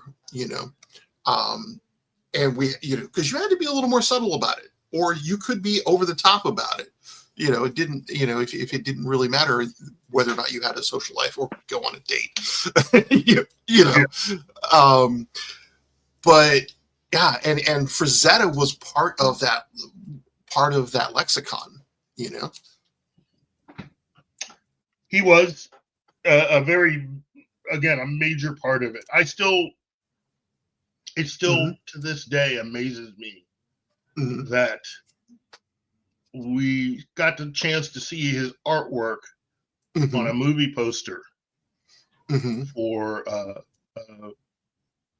for a film like The Gauntlet. Mhm. You know, when he did the movie poster for that, I remember seeing that going, wow, Mhm. he's doing a movie poster for a Clint Eastwood movie. Right? You know, and it's just, oh, wow, you know. Yeah. Oh, no doubt, no doubt. That was just, wow. To this day, it No just doubt. makes me say, wow, I can't stop saying it, you know. Right? I mean, he managed to make Clint Eastwood look like Conan with a gun. You know? I mean, it was just, you know, and then, you know, and that was in '77. Then you get Fire and Ice, which he was a big part of. We could do a whole, you know, thing on that. But Yeah, you know, but also, as I said before, you know, mhm. you had remarked about Mhm. Vampirella, and he is the Mhm. co-creator of Vampirella along with Forrest J. Ackerman. Mhm. And creating that character, that character has gone Mhm. so far. I mean, I remember the Mhm. first time I saw Vampirella, and even I was like, wow, that's nice. Mhm. That's nice to Yeah. look at, you know. Mhm. So Right. it's, again, as a fan, and I'd like to consider myself a Mhm. fan. As a fan, I think everybody Mhm. should at least own a little bit of Frazetta artwork, you know, Mhm. and make it a point to try to, if you can, go see as much and find as much Frazetta out there as you can. Mhm. It's just amazing to be able to look at that and realize Right. you were in the presence of a master, and Right. definitely uh, someone who lived just an incredible life. Again, Gary and I had the distinct pleasure of hosting Sarah Frazetta for an interview, and I would like to get back to being able to do that again. I'd like to have Sarah back to talk to her and any other family member she wants to bring on. At the time, she had her Mhm. mom, who, again, I wasn't hitting on her. I'm just saying, I thought that was her sister. It was Yeah. just like, and Gary thought the same thing. Don't even act like you didn't, Mhm. Gary. But yeah, it's just that was a great interview. And for those of you who have been with us for a while and have seen that interview, you can back me up on that one. But for those of you who haven't, dig into some of our past interviews. This would have been about 4 years ago. And check that out. Our interview with Sarah Frazetta. Again, we would hope to get her back as soon as her schedule allows and be able to talk to her for a bit. But anything else you want to add to this? Outside of people should just check out the documentary about his life called Frazetta. No, I mean, after a certain point, Frazetta just kind of stands by himself. Oh yeah. You know, you just and just anybody who's watching, Google Frazetta, look at the images, look at his stuff. I mean, you'll get it. And bear in mind that this was the '70s, and this was a lot of people's introduction to fantasy. Mm-hmm. Well, for some of us, it just makes you want to drop the pencil. It's like, well, I can't be I'm not gonna be that good, right? So yeah. Who is next here, man? Who's next on this list? You know, the next name is a well-known name. It was someone who had already achieved a certain level of fame, but there's something that you need to understand about this particular decade and this particular person. Guys. Yes. Yes. We only have 5 minutes of show. 5 minutes of show. No. Yeah. Oh God. Okay. We're gonna have to pick this one up next week and stay on task. Yeah, okay. Let's go ahead. Let's just zoom through the rest of this. Number 6, we have Jack Kirby, who ended up doing a lot of work in the 1970s, outside of just Marvel. He kept jumping between Marvel and DC for years, and his work with adapting at Marvel 2001: A Space Odyssey, which eventually led to the creation of the character Machine Man. He eventually would leave Marvel, go to DC, and end up creating the Third World. That right there has kept DC afloat for decades. And is it Third or Fourth World? I'm sorry, the Fourth World. I'm sorry, why did I say Third World? The Fourth World. I don't know, because I remember seeing Fourth World with because you weren't talking to me.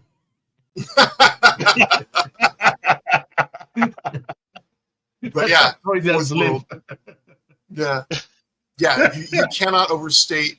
Again, Kirby's one you cannot overstate his influence. Well, but also the things that he did outside of just comics. You know, even after doing all of that, he ended up working for the. If you've ever seen the movie Argo, the comic book guy that they are referencing, that's Jack Kirby. And if you Google Argo, the real life Argo project, you can just see the artwork that was produced for the movie, and that's all Jack Kirby artwork. He did that, right? And never said a word. Never said a word. And Jack Kirby is, I mean, rightfully called the king. Yes. You know, I mean, not only is he in a Hall of Fame, he has 2 Hall of Fames, or he has a Hall of Fame and an award named after him. As well he should. Know? Yeah, as you know, because he was so influential. His art, his storytelling. Because I think we talked about this. Kirby was the one who was a good storyteller. Yeah, he was a much better. Look, you can tell stories through words and through images, and he had the ability to be able to do both those things. Much to the chagrin of certain people that he had worked with, mainly because it made them look like that they weren't doing as much, even though in actuality it was meant as an enhancement. His work, Kirby's work with his first partner Joe Simon, is just legendary.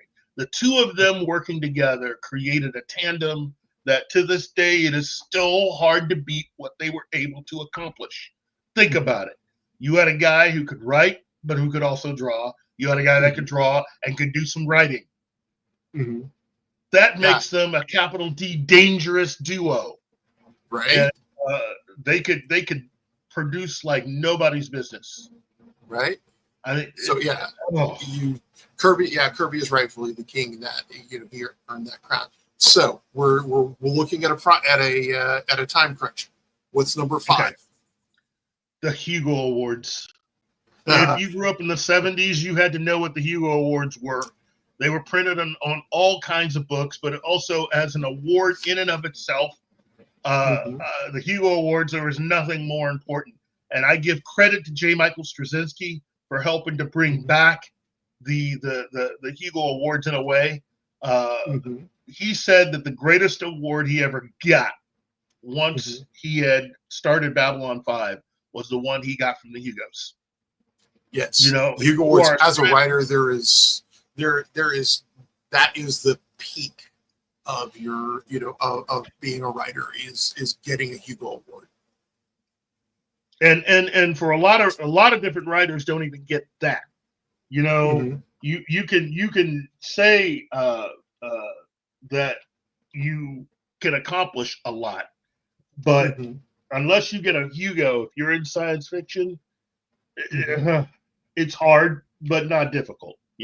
Right. I just think that that's important. Oh yeah. And if you don't know what the Hugos are, Google that.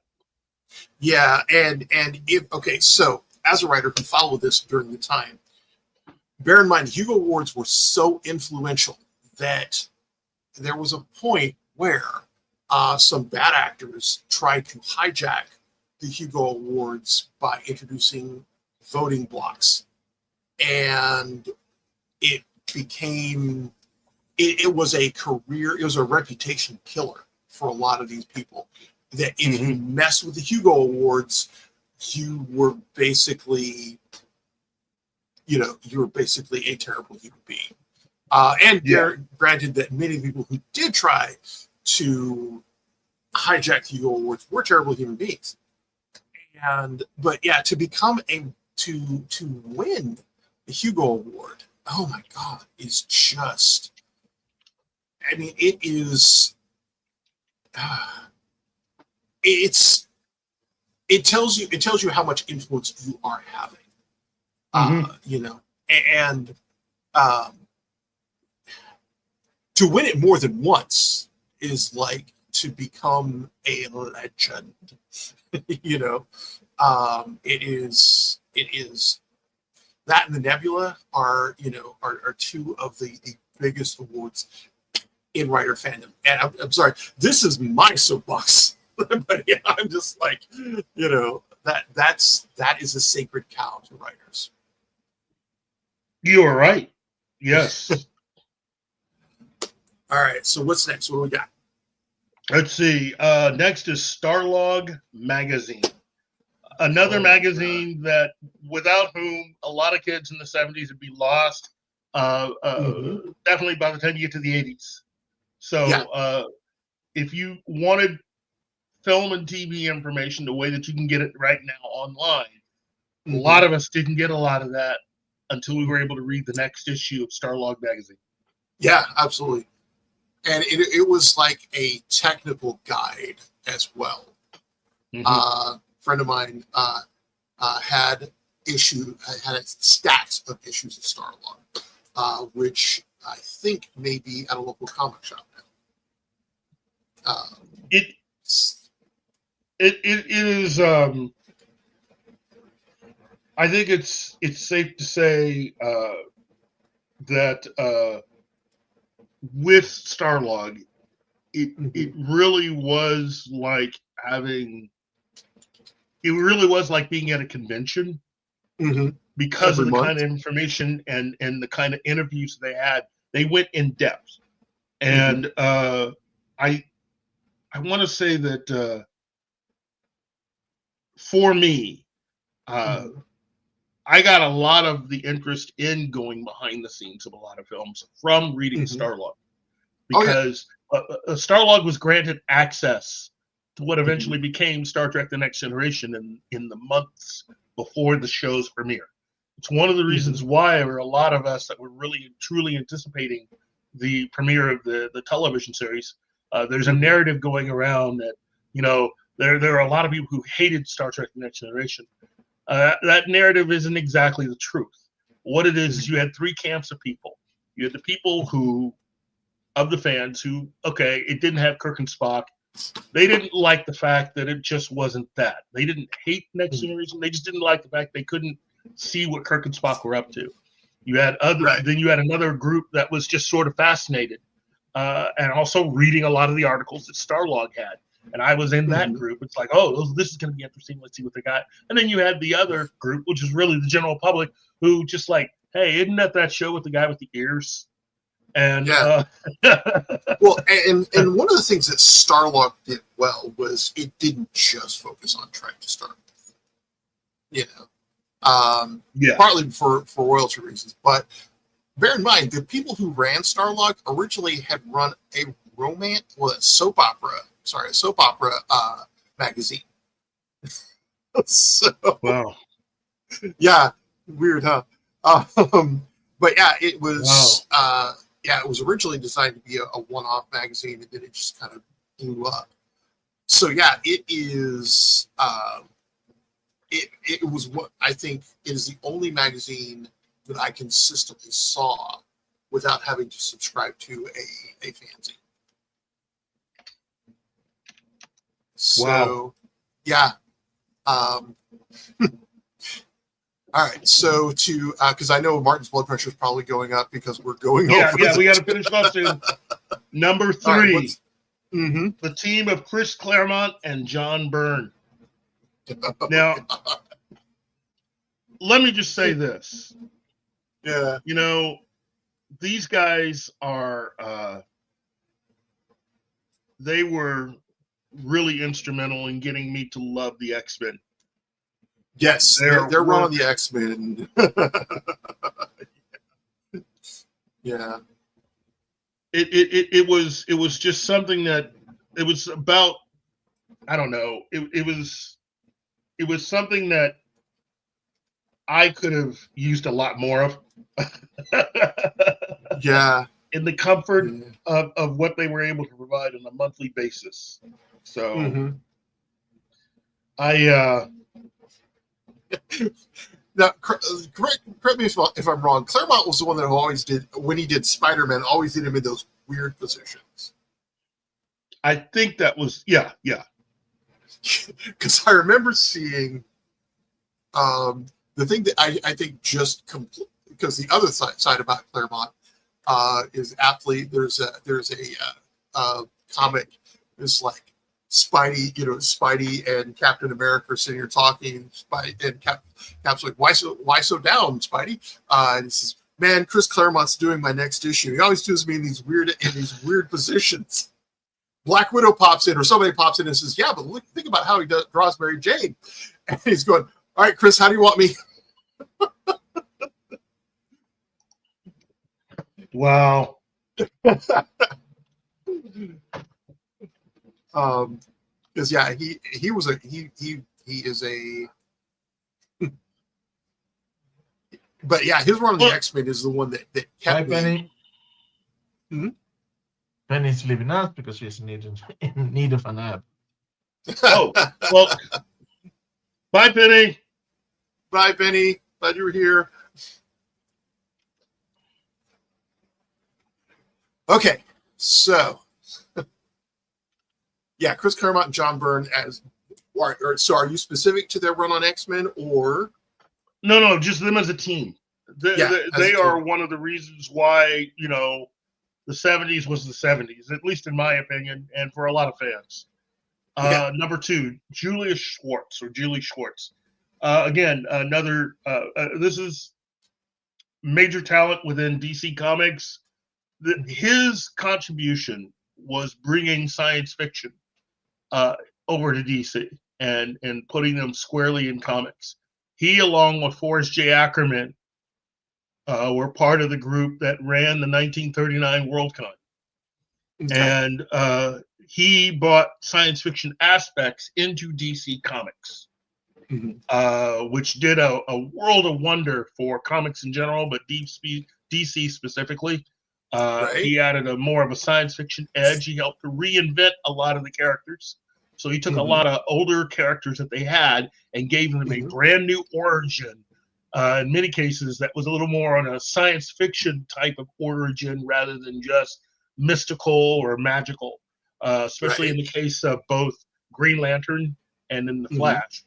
And changing those characters and giving them more of a science fiction type origin rather than just, hey, it's a random event. And Julia Schwartz is just one of those people that without whom comics in general just would have been way poor for. What he helped, and he was a literary agent too, which is weird because but given who he repped, including was Bradbury, he did some Bradbury's and part of some of H.P. Lovecraft's last work. So yeah, he was, and he revived Batman, and he was originally the one who came up with the concept of taking the Justice Society and turning it into the Justice League of America. That's right. I mean, yeah, his influence is just phenomenal. Go ahead. Which brings us to number 1. You cannot have the 70s without this. You cannot have the 70s without this. It's Bruce Lee, baby. Bruce freaking Lee, man. Look, everybody enjoyed his films. Marvel had to create a whole character based off of him, and DC didn't get there fast enough, so they created all these Bruce Lee type characters and did this. I mean, that's the reason why you've got the League of Shadows and Ra's al Ghul, all that stuff. Bruce Lee. Oh, go ahead. And bear in mind, Bruce Lee was only alive for the first 3 years of the 70s. That's right. he cast a huge shadow over that entire decade. You know, he changed the way that having action films and the hero action movies that went for really all the way to today. And I just think that without Bruce Lee, the 70s just wouldn't have been as fun, you know? Right. Oh yeah. That brings us to the complete list. We are done with it. This is it. I hope that through all these choices, we were able to give you a little bit of, at least a little bit of taste. Look, there are a lot of other names and a lot of other people I would have loved to have put on this list. I thought very hard about putting Denny O'Neil and Neil Adams on because of their obvious influence. But that would have been more of a me fan thing. Yes, Gambit, you have that completely correct. That is correct. And all the people, look, how many kids that grew up in the 70s actually thought about buying the nunchucks and throwing stars out of the back of the comic book magazine that you saw and thought you were going to go out in the backyard and start kicking A, just like Bruce Lee? I mean, how many of us gave ourselves concussions trying to do that? And that's the secret to our fandom: concussion. Right. Exactly. Traumatic brain injury, man.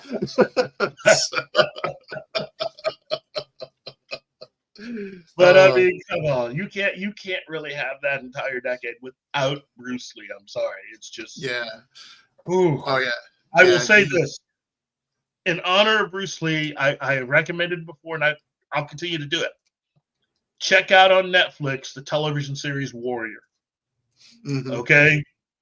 That was actually brought to life by his daughter based on his original notes that were then taken from him and used really without his support to create a different TV series. Warrior is pretty much the concept that Bruce Lee came up with. That show is the realization of what he wanted to do. Yeah. The show in the 1970s that they took his notes and did something different became Kung Fu. Right. Which should have happened. Yeah. No. It's a different. No. Completely different. Yeah. Concept. They changed the concept. When you watch Warrior, if you're someone who's old enough to remember, you know, the show Kung Fu, you're gonna realize, just like with Zack Snyder's Justice League, how much of a change they made. They made some monumental changes to what Bruce Lee had. Oh yeah. So anyway, just check it out on Netflix. Well, that's the end of our show. It's been nice having everybody. I would like to thank Tim, Bush McFadden, Penny, Mrs. A, Gambit, 1987, because, you know, the almighty Black Ass, Anima Confusa, because she's cool like that,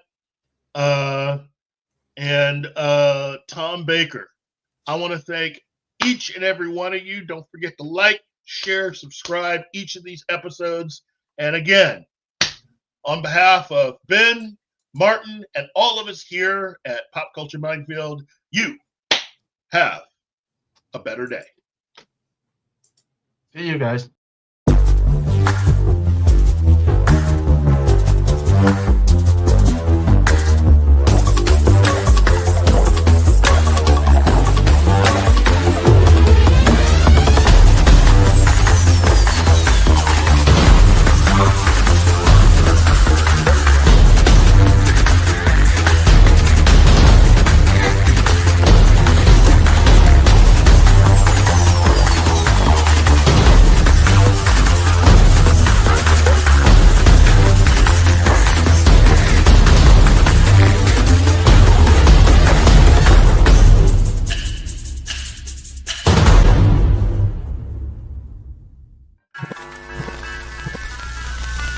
Y'all come back now, you hear?